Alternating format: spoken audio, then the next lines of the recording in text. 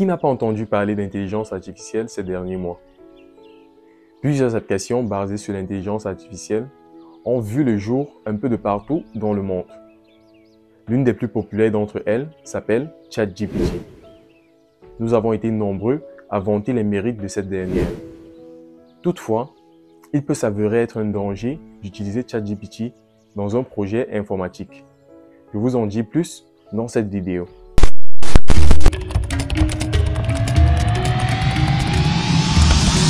Si vous êtes nouveau sur cette chaîne, je vous souhaite la bienvenue. Moi, c'est Gaius Libamfenou, jeune ingénieur logiciel originaire du Cameroun. Ici, je vous parle de nouvelles technologies, d'intelligence artificielle et de carrière. Si ce sujet vous intéresse, n'hésitez pas de vous abonner à la chaîne et de la partager autour de vous. Nous avons été nombreux à vanter les mérites de ChatGPT.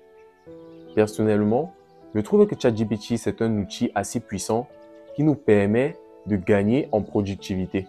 Toutefois, nous n'allons pas écarter le fait que cela peut s'avérer aussi être un danger d'utiliser ChatGPT dans un projet informatique. Nous allons principalement nous focaliser sur les dangers qu'il y aurait à utiliser ChatGPT dans un projet informatique. Ça peut aussi s'avérer être un danger de l'utiliser dans d'autres cas. Mais ici, nous allons nous focaliser un peu plus sur les projets informatiques. Tout d'abord, il serait judicieux pour nous de comprendre un peu comment cela fonctionne. ChatGPT est basé sur le modèle GPT, modèle qui a été développé par OpenAI, qui est aussi le créateur de ChatGPT. Les modèles GPT sont des modèles d'intelligence artificielle préentraînés et qui sont très énormes. ChatGPT a donc été conçu sur ces modèles préentraînés. En utilisant des applications comme ChatGPT, nous contribuons à l'évolution de ces derniers. Il est donc important pour nous de comprendre que les différentes informations que nous passons à ChatGPT servent aussi à l'entraînement et à l'amélioration de leur modèle. Par ricochet, toutes ces informations sont sauvegardées. Mettons-nous un peu plus dans le contexte. Lorsque, par exemple, vous utilisez ChatGPT pour poser un certain nombre de questions, prenons par exemple des questions relatives au domaine informatique. Lorsque vous tapez vos questions et que vous les envoyez à ChatGPT, ChatGPT prend ces questions, les analyse et vous fournit un résultat. Si ces résultats ne sont pas concluants, vous pouvez donner un feedback à ChatGPT pour que ChatGPT essaie d'ajuster ces différentes informations. Vos informations et vos feedbacks permettent à ChatGPT de raffiner ses modèles.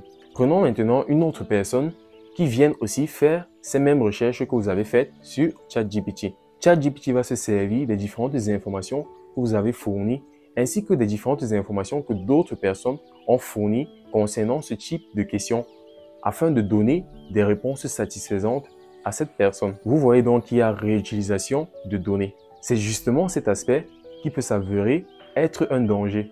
Imaginez que vous êtes en train de travailler sur un projet informatique. Mettons que vous êtes en train de développer une application qui est assez privée.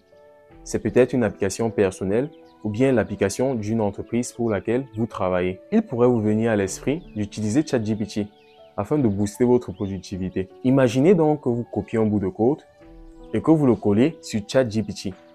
En principe, le code sur lequel vous travaillez est censé être privé, vu que c'est votre propriété personnelle ou bien la propriété de l'entreprise pour laquelle vous travaillez. Mais à ce moment donné, vous êtes en train de transmettre votre code ou le code de votre entreprise sur les serveurs de ChatGPT. C'est donc évident que cela peut s'avérer être un danger parce que le code que vous allez copier et transmettre sur les serveurs de ChatGPT sera sauvegardé définitivement.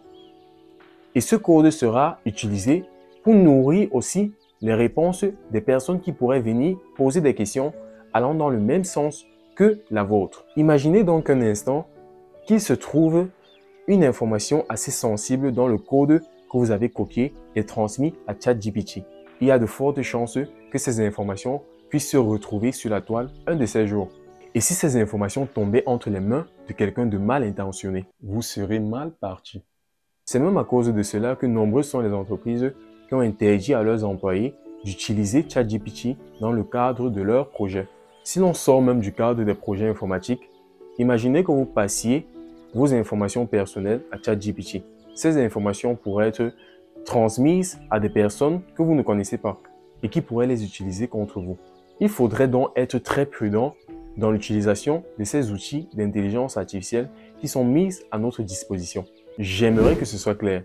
Je ne suis pas en train de vous demander de cesser d'utiliser ChatGPT. J'essaie juste d'éveiller notre conscience sur les dangers qu'il y aurait à utiliser ce type d'application. ChatGPT, c'est un outil assez puissant qui nous permet de gagner en productivité. Usons juste de responsabilité. Soyons bien conscients de ce que l'on envoie sur ChatGPT afin que cela ne se retourne pas demain contre nous.